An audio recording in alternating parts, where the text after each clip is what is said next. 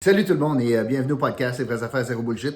Ici Roch Cholette, merci beaucoup d'être là. Bon vendredi, bon week-end pré-Noël, avant Noël et avec les annonces qu'on a eues hier, je pense qu'il y a bien des gens qui vont en profiter pour éviter les lignes et les foules dans les magasins à partir de lundi, peut-être sortir au resto avec une plus grande capacité. Donc, je vous souhaite un bon week-end. Évidemment, je vais vous parler de ça dans une minute.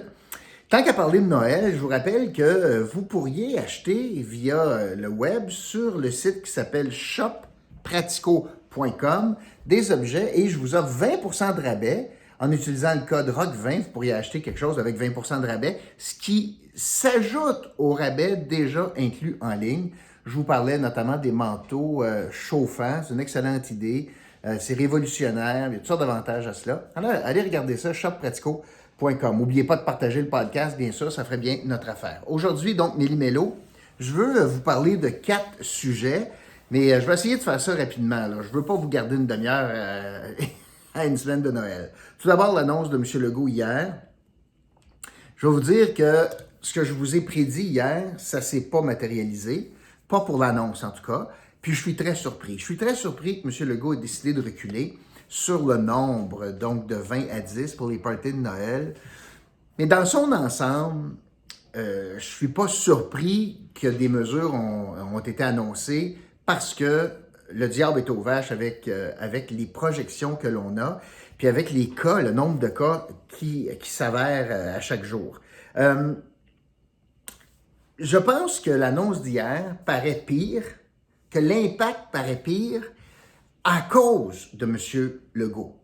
C'est-à-dire que si on n'avait pas annoncé d'avance que les fêtes, dans le fond, c'était correct, puis tout va bien, puis qu'on est entre 20 et 25 à Noël, puis c'était un souhait qu'il exprimait, puis que là, au fur et à mesure que les jours ont passé, bien, la première chose qu'on a su, c'est qu'il a fallu qu'il recule. Là, vous entendez mon chien qui essaie de monter l'escalier. Il y a un petit blocage avec les escaliers. T'es capable, Bubble? Oui, t'es capable. Alors, je pense que M. Legault avait mis la barre tellement haute que là, le problème, c'est que, on est déçu par rapport aux attentes. Alors, dans le fond, c'est une gestion d'attente. Puis M. Legault a monté la barre pour mieux décevoir les Québécois. Ce qui n'est pas extraordinaire. En politique, d'habitude, c'est l'inverse. Tu lances des attentes très basses puis tu livres en haut. M. Legault a tendance à faire l'inverse. Il annonce en haut puis il livre en bas. Et là, c'est pour ça que la réaction, c'est grave. Mais dans le fond, c'est pas si pire que ça. Là. Considérant tout, là, honnêtement, c'est pas si pire que ça. 10 dans le temps des fêtes, mais il n'y a pas vraiment de nombre limité de parties. C'est sur toute la période. Bon, limité à 50% dans les magasins, c'est pas fermé. Les restaurants, ça par exemple, les restaurants à 50%, c'est pas si pire pour la clientèle, mais je vais vous dire que pour les restaurateurs, ça, c'est catastrophique, par exemple, parce que c'est pas comme un magasin. L'item est dans le magasin, bon, ils sont pas tout le monde à la fois pour le prendre, un après l'autre, tu vas le vendre pareil. Mais quand tu vends moitié des tables à 7 heures, bien, le 7 heures est fini à jamais. Ça, c'est plus grave, j'y reviendrai aussi dans une minute. Parce que, hier, quand on regarde les chiffres, puis ce matin, 3700 cas hier. En fait, c'est ce matin, mais on a annoncé ça hier soir. Là. Mais 3700 cas aujourd'hui, un peu plus de cas que hier. 3700, c'est des records, là. C'est du jamais vu. Hey, on est rendu à près de 80 000 cas de plus par jour au Royaume-Uni. Puis, sur les modèles mathématiques, les experts, pas les politiciens, pas des gérants d'estrade comme moi, pas nous autres, là, non. Des experts disent, quand on regarde le nombre de cas, puis qu'on regarde c'est quoi les proportions du nombre de cas qui se ramassent à l'hôpital, quand je mets là-dedans dans le modèle mathématique, les âges, quand je mets la vaccination ou non, puis etc., la modélisation montre que le 8 janvier, on va avoir atteint la capacité hospitalière au Québec. Ça, c'est le 8 janvier. Ça, c'est sans prédire l'impact du temps des fêtes. Donc, qu'est-ce qui arrive à partir du 23, 24, 25, période d'incubation, la maladie se développe, les signes arrivent. On est donc dans une situation très critique pour le temps des fêtes, particulièrement, puis là, M. Legault n'a pas parlé de cela, mais évidemment, dans le temps des fêtes, l'activité hospitalière baisse, mais le personnel baisse également. Puis, c'est sûr qu'on ne fait pas de chirurgie élective, peut-être le 25, on s'entend, là. mais le personnel prend des vacances. Mais quand je cumule tout ça mis ensemble, je vais avoir moins de monde pour soigner. D'ailleurs, vous savez qu'à Gatineau, puis ça me fait rire parce qu'on parle d'un nouvel hôpital de 600 lits, c'est comme 200 quelques lits de plus, là. Bien, déjà, à l'hôpital, dans l'Outaouais, il y a 100 lits de courte durée de fermés, 100 lits de courte durée de fermés en raison de la pénurie de personnel. Oui, ça ne sera pas là. Attends, papa. Attends. Alors, 100 lits de fermés à cause de la pénurie de personnel. C'est sûr qu'hier, on peut reprocher plein de choses à M. Legault. Premièrement, qu'il n'a pas prédit la crise, qu'il a été téméraire, puis un peu cow-boy d'annoncer « j'aimerais ça 2025 », que la veille encore, il maintenait « oh oui, on va être 25 », que 2 jours avant, Christian Dubé, c'était 25 aussi, 20 dans le temps des fêtes plutôt, puis hier, on a senti encore, quand je regardais les mesures, les iniquités, les injustices, les incohérences, tout ça est encore vrai. Sauf que, est-ce que tu es mieux d'avoir un plan parfait en retard qu'un plan imparfait plus tôt? Le gouvernement a choisi de jouer dans ce film-là. Est-ce qu'on peut le blâmer? Bien, ça serait le rôle de l'opposition de regarder est-ce qu'il aurait pu faire mieux, puis comment ça se fait qu'on s'est placé dans cette situation-là. Parce que, dans le fond, l'autopsie d'hier, ça ne parle pas vraiment d'hier. On s'est fait mettre dans une situation où on n'avait plus le choix. Mais comment ça se fait qu'on est arrivé à la situation d'hier alors que ça fait des semaines que la communauté internationale lance des signaux, ça va mal partout dans le monde, et on ne semble pas être capable d'apprendre de nos erreurs. M. Legault a encore fait la même erreur l'an passé. Cette année, il recommence pour la période des fêtes. Mais dans le fond, ici, l'autopsie là, doit porter sur les causes qui nous ont amenés à hier. D'ailleurs, j'écoute les gens qui sont contre. Et je veux revenir là-dessus parce qu'il y en a plusieurs dans les médias sociaux, même publiquement, qui disent que bon, c'est organisé, puis ça fait bien l'affaire du gouvernement, puis que c'était planifié, puis qu'il y a un grand plan, puis tout est écrit, puis on va reconfiner, puis tout rentre en ligne de compte. Bon. La question que je pose par rapport à ça, puis ces gens-là, habituellement, c'est des gens qui doutent de la validité que c'est une maladie grave, doutent que les vaccins, c'est bien bon pour ça, doutent que les contraintes soient efficaces également, puis dans le fond, disent qu'on fasse quelque chose ou qu'on fasse rien, ça ne change rien. La question que je pose à ces gens-là, c'est quel est l'avantage pour le gouvernement de faire ça? Et à cette question-là, les réponses sont tous plus saugrenues que d'autres. Que le gouvernement sauve de l'argent, j'entends ça. Le gouvernement sauve de l'argent en faisant ça. Non, c'est l'inverse. Le gouvernement se prive d'entrée de fonds, puis décaisse beaucoup. Beaucoup, beaucoup. Beaucoup en santé, beaucoup en aide aux entreprises, etc. Non. Pendant que le gouvernement fait ça, il ne gère pas les autres missions essentielles de l'État. Pendant que M. Legault est concentré sur la pandémie, il ne fait pas d'autre chose.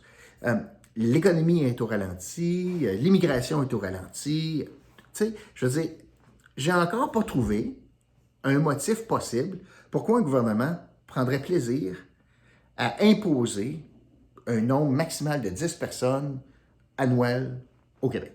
Il y a du monde qui pense ça, là, que ça fait plaisir à M. Legault. Là. Voyons donc, quel est l'avantage? Répondez à cette question-là. Quel est l'avantage pour le gouvernement d'avoir des contraintes comme celle-là? C'est de la folie, là. Ça n'existe pas, ça.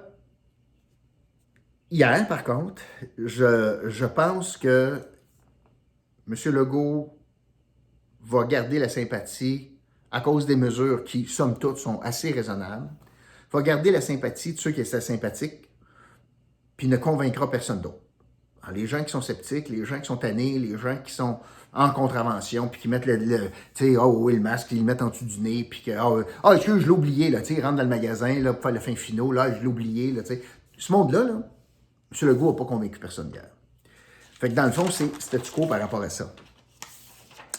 Et là, ça m'amène à vous parler de la réaction de Dominique Anglade. Alors, juste remettre le contexte, là. Le build-up, c'est quoi? C'est qu'on a l'annonce du fédéral, plus de voyage, on a l'annonce de Dubé qui, là, resserrait certaines mesures, notamment le télétravail. Puis là, le premier ministre, le jour même, annonce qu'on fait un point de presse à 18 h. Là, c'est important. Pourquoi 18 h? Dans ce que vous devez comprendre, c'est qu'à 18 h, le gouvernement prenait le pari que le point de presse était pour être diffusé en direct sur dans les bulletins de nouvelles de 18 h à TVA et Radio-Can. Puis ailleurs aussi, mais tu sais, les radios, les télés, là, étaient pour mettre M. Legault en direct à 18 h, ce qui évite donc, si tu le fais à 14 h, à 17 h, il fait un point de presse de 45 minutes, puis que dans le fond, le journaliste fait du montage, passe un clip de 20 secondes, puis analyse, puis envoie donc. Alors, le gouvernement voulait contrôler, voulait mettre M. Legault en prime time pour qu'il parle directement aux Québécois. Bon, c'est une stratégie. C'est une stratégie qui fonctionne bien quand tu as quelque chose d'important à dire, comme hier.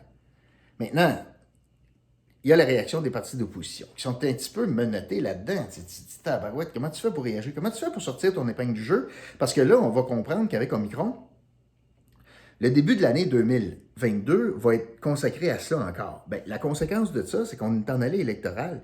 Il ne reste plus beaucoup de mois aux partis d'opposition pour se faire... Pardon. Oh, pardon. Il ne reste pas beaucoup de mois au parti d'opposition pour se mettre en valeur.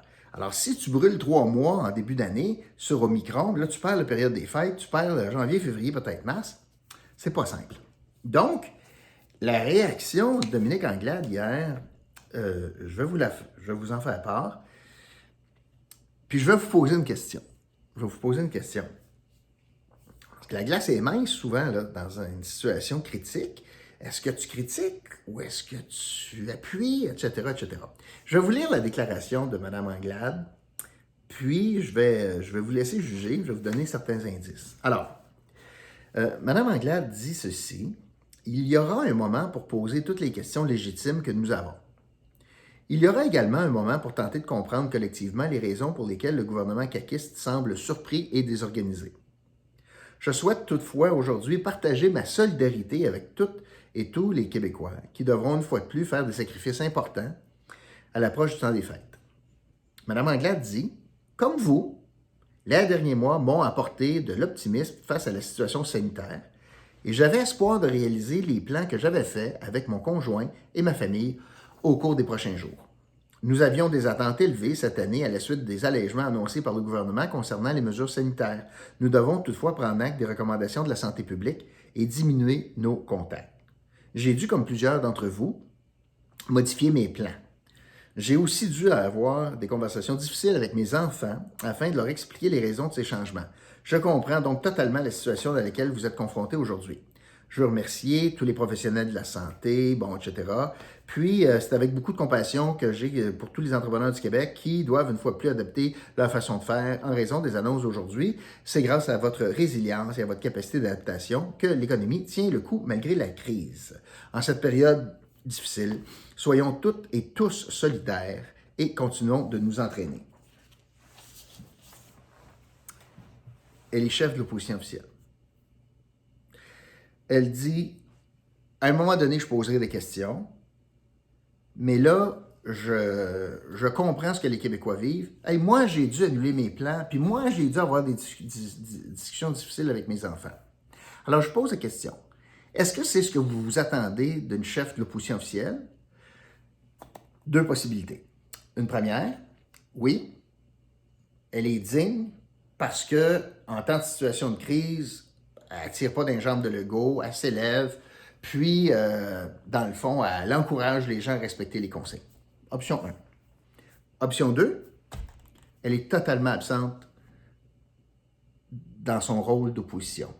Il y avait tellement de portes possibles pour elle de dire, par exemple, de critiquer, de poser des questions sur l'application, sur les incohérences, sur les injustices, sur pourquoi juste lundi, pourquoi pas samedi, sur où est l'aide pour les entrepreneurs. Disons-le tout de suite, qu'est-ce qu'on va offrir aux entrepreneurs qui sont en train, les restaurateurs qui vont perdre des milliers de dollars d'inventaire d'un cooler en fin de semaine, là, parce qu'à partir de lundi, c'est 50 %. Elle aurait pu demander un débat d'urgence, de rappeler l'Assemblée nationale pour avoir un débat d'urgence, pour à la limite être capable d'avoir une motion unanime des partis d'opposition qui disent oui, c'est ça qu'il faut faire, de demander des comptes à François Legault sur comment ça se fait qu'il a attendu aussi longtemps, comment ça se fait que 24 heures avant, il disait encore que c'était 20 personnes dans les chaumières, etc., etc. Pas parce qu'on pose des questions au Québec que ça veut dire que la guerre est prise. Ça s'appelle une démocratie. Alors, vous avez deux hypothèses devant vous. Une première qui dit, bon, ben j'ai fait mon petit communiqué, je suis capable de faire ma dinde, moi là, bon, c'est correct. Hey, je suis solidaire, c'est pas drôle, hein? J'ai eu de la misère moi aussi avec mes petits quand je leur ai expliqué ça. Ça, c'est Dominique Anglade, qui a le couteau bien loin d'entre les dents, hein, en début d'année électorale. Ou ben non, la Dominique Anglade qui aurait dit, hey, là, ça va faire. Hey, là, ça va faire, bafoue l'Assemblée nationale, situation d'urgence encore, il y a des questions à poser, vous dites que c'est 50% des amphithéâtres, pourquoi le Canadien s'était fermé complètement samedi soir, hier soir, etc., etc., qu'elle monte un petit peu de tonus. Je vous laisse choisir laquelle vous aimez mieux entre les deux. Je pense que vous sentez mon exaspération par rapport à la plus faible des chefs d'opposition que l'on a eu depuis très longtemps chez les libéraux. C'est pathétique. Bon. L'autre sujet dont je veux vous parler, la contestation de la loi 21 avec la professeure à Chelsea. Vous savez, des fois je vais vite sur ce sujet-là, puis je prends pour acquis qu'ils connaissent tout ça, là, je vais le résumer vite fait. Là. Le gouvernement a fait passer une loi à l'Assemblée nationale, puis il y a 2 sur 4 partis qui ont voté en faveur, donc la loi s'applique. Il y a une loi qui interdit d'enseigner avec un signe religieux, qu'il soit apparent ou non, qu'il soit catholique, le signe, ou musulman, ou peu importe, là, OK? T'as pas le droit. T'as pas le droit de... Donc, tous les postes en autorité, ce qui serait, donc, policier, gardien de prison, etc., mais on a rajouté les profs. Bon. C'est une loi qui pourrait être applicable. Le gouvernement, d'entrée de jeu, a mis une phrase qui dit « Ah, puis by the way, là, même si je respecte pas la Charte des droits, je m'en sers. » Il y a une phrase qui dit ça. Puis c'est légal. Ben, c'est légal. C'est possible. Là, c'est sujet à contestation devant le tribunal. Et ça, on appelle ça la clause dérogatoire. C'est une clause qui dit « Je le sais que je suis contraire aux droits et privilèges des citoyens et Charte des droits, et je m'en sac. Pour l'intérêt collectif, je pense que je dois brimer les droits. » OK? C'est une clause qui existe. C'est une clause qui a été utilisée. Donc, d'entrée de jeu, quand on a adopté la loi 21. C'est présentement devant le tribunal. Puis je vous épargne tous les détails, mais ça sera un jour débattu devant la Cour suprême, cette affaire-là. Et là, il y a des groupes qui contestent la loi. Mais ce sont des groupes, notamment dans le cas présent, il y a 3 groupes de l'Ontario qui contestent la loi du Québec, adoptée par l'Assemblée nationale du Québec. Puis ces groupes-là, imaginez, c'est ça le point que je fais aujourd'hui, il y a 3 villes ontariennes qui ont décidé de mettre de l'argent sur la table pour financer les groupes groupes ontariens anglophones qui contestent une loi québécoise. La ville de Toronto met 100 000 $, la ville de Brampton puis la ville de Calgary. Et ils demandent aux villes du Canada de mettre de l'argent pour contester cette loi-là. Autant que je trouve la loi inique, autant que je trouve la loi qui n'a aucun bon sens, que ça n'a rien à voir avec la laïcité de l'État, à rien, il n'en demeure pas moins que ça n'a pas de bon sens que des villes ontariennes prennent de l'argent des contribuables ontariens pour contester une loi dûment votée au Québec. Ça n'a pas grand bon sens, que ce soit des villes ontariennes. Mais pire que ça, l'impact de ça, c'est que ça joue exactement dans le film souhaité et par le PQ et par la CAQ, en montrant que, hey, c'est du Québec bashing, hey, vous n'avez pas d'affaire à vous mêler de ça, hey, on est une nation, hey, c'est d'autant plus important d'avoir toutes ces mesures protectionnistes parce qu'on est attaqué de toutes parts, de la part du Canada anglais. Et ça joue davantage dans le film souverainiste du Bloc et du PQ qui dit, voyez-vous, on serait-tu bien sorti de cette patente à gosse-là, qui est le Canada? Imaginez, il y a le maire de Toronto qui se mêle de la loi 21 au Québec. Il se mêle de quoi, lui?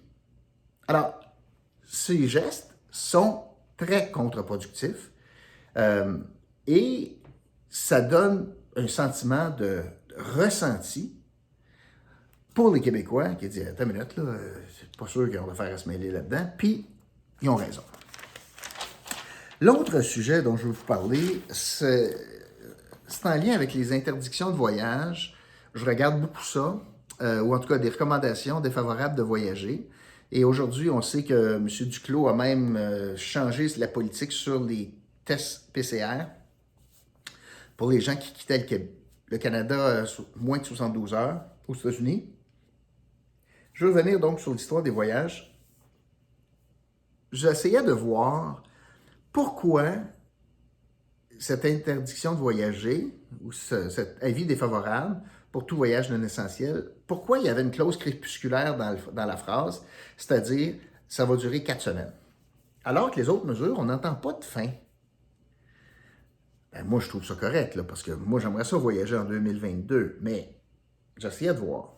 Et j'ai commencé à réfléchir à quelque chose.